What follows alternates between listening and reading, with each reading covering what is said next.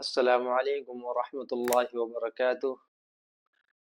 May praise be to Allah, the creator of the worlds, and peace and blessing be upon his Prophet Muhammad sallallahu alaihi wasallam, the head of all messengers, upon his family and all his companions. Dear audience and honorable people, brothers and sisters, today I am talking about doing good to others and care someone's interest. Why should we take care for others? Why should we take care of someone's interest?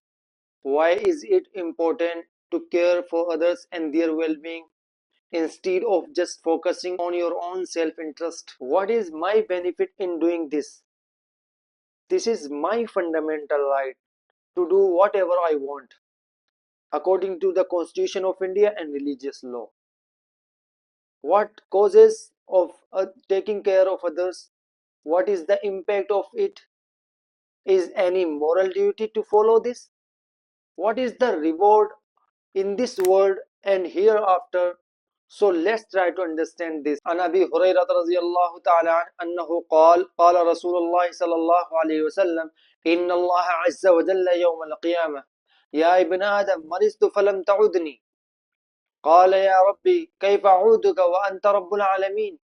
قال أما علمت أن عبدي فلانا مرض فلم تعده. أما علمت أنك لو عدته لوجدتني عنده. يا ابن آدم استطعمتك فلم تطعمني. قال يا ربي وكيف أطعمك وأنت رب العالمين. قال أما علمت أنه استطعمك عبدي فلان فلم تطعمه. أما علمت أنك لو أطعمته لوجدت ذلك عندي. يا ابن آدم استسقيتك فلم تسقني. قال يا رب كيف أسقيك وأنت رب العالمين. قال استسقاك عبدي فلان فلم تسقه.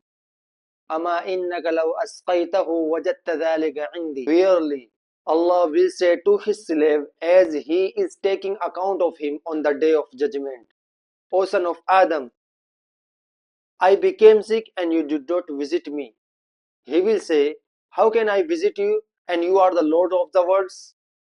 He will say, you did not know that my slave so and so, the son of so and so, become sick and you did not visit him.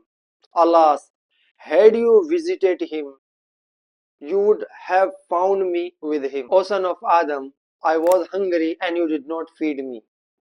He will answer, how can I feed you and you are the Lord of the worlds? He will say, did you not know that my slave so and so, who is the son of so and so, felt hunger and you did not feed him? Alas, had you fed him, you would have found that I mean reward with me. O son of Adam, I was thirsty and you gave me nothing to drink. He will say, how can I give you drink and you are the lords of the worlds? He will say, did you not know that my slave so and so, the son of so and so, felt thirsty and you did not give him drink? Alas, if you had given him, you would have found that I mean reward with me. Here is an interesting point. In the first paragraph of the hadith are the words, you would have found me with him. This is unlike the last two parts of the hadith.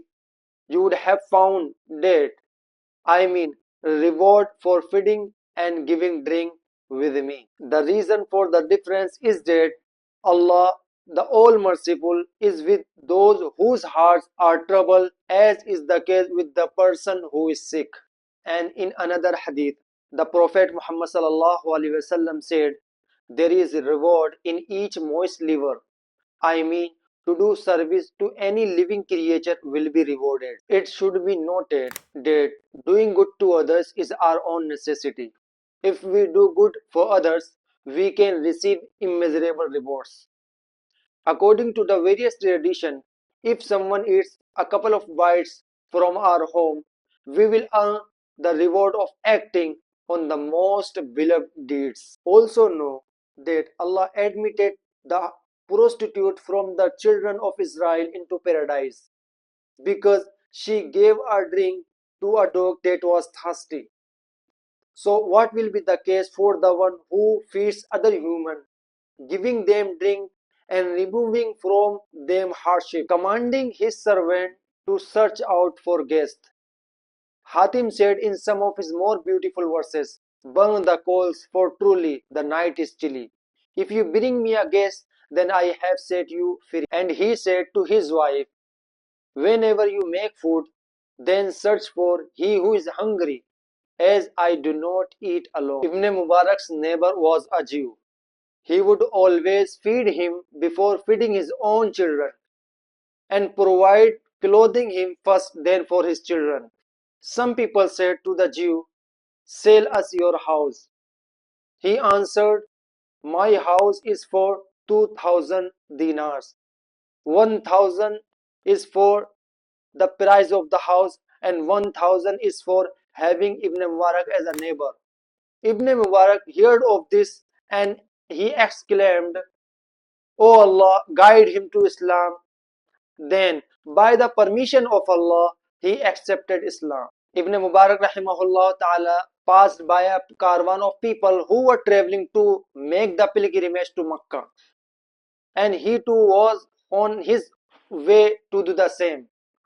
He saw one of the women from the caravan take a date crow from a cesspit. He sent his servant to inquire this, and when he asked her, she replied, "We have had nothing for 3 days, except that which finds its way into it." When Ibn Mubarak rahimahullah ta'ala heard of this, his eyes swelled with tears.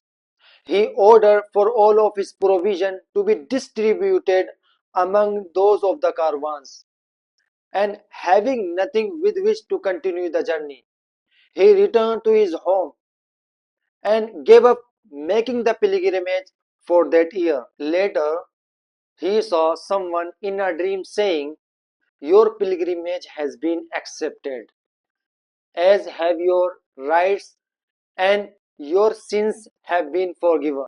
Allah subhanahu wa ta'ala says in the Holy Quran, وَيُؤْثِرُونَ عَلَىٰ أَنفُسِهِمْ وَلَوْ كَانَ بِهِمْ خَصَاصَةٌ, and give preference to them over themselves, even though they are in poverty. One poet said, "Even if I am a person who is far from his friend in terms of distance, I offer him my help and wish to elevate his difficulties.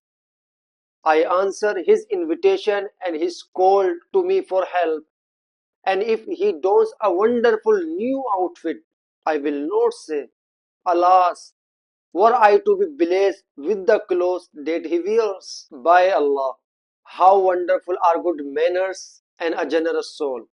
No one regrets having done well, even if he was extravagant in doing so. Regret is only for the mistake or for the wrong done, even when that wrong is a minor one. If someone quenches their thirst with water from our hands, our neck will be freed from the fire of hell. If we remove something bothersome from someone's path, it will fulfill the demand of one branch of our faith. If our cheerful demeanor and sweet conversation bring joy to someone's heart, we will receive the reward of charity and or the best deed after faith. If we walk a few steps to visit a sick person, our visit will be equivalent to strolling in the gardens of paradise. In short, if we treat anyone with kindness, we will certainly earn rewards. The limit is that if we show compassion even to animals, we will still earn rewards. Thus, we need to change our thinking that doing good to others is their necessity. Doing good to others is not just their need, it is our necessity. Because ultimately, the goodness done for someone else will beautify our own record of deeds. A clear example of this is that a farmer sows a grain into the soil, waters it with daily good water, nurtures it with great care.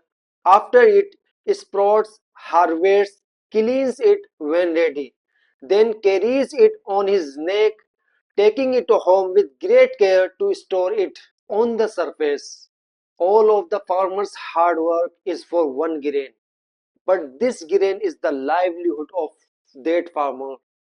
Thus, the protection and care of this grain is the farmer's own need.